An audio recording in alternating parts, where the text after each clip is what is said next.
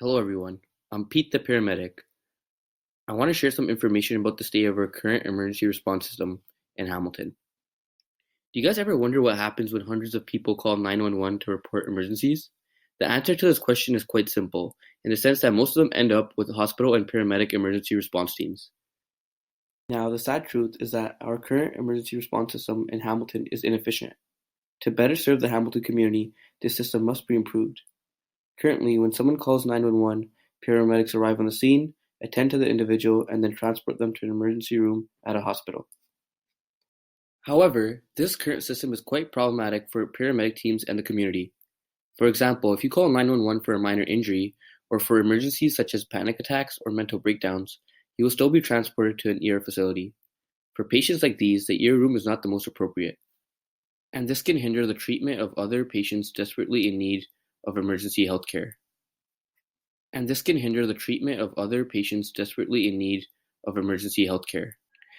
The overloading number of 911 calls is causing this emergency response system to face operational challenges as paramedics are unable to keep up with the volume of calls.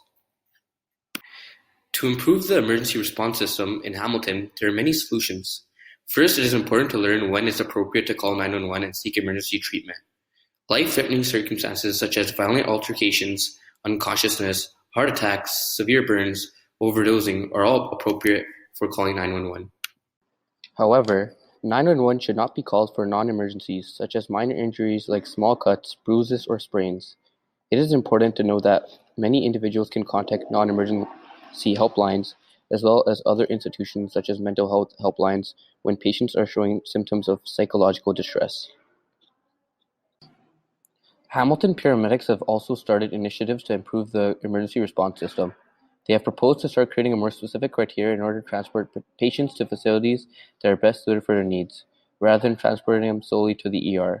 For example, a 911 operator can forward callers to a mental health facility if they seem more appropriate for a patient with mental distress. Another service being offered is a clinic program. Paramedics will visit facilities such as retirement homes weekly to prevent emergencies and visits to the hospital. They offer basic healthcare, checking on things such as blood pressure, and follow up with the patient's doctor to tackle issues before they get too serious.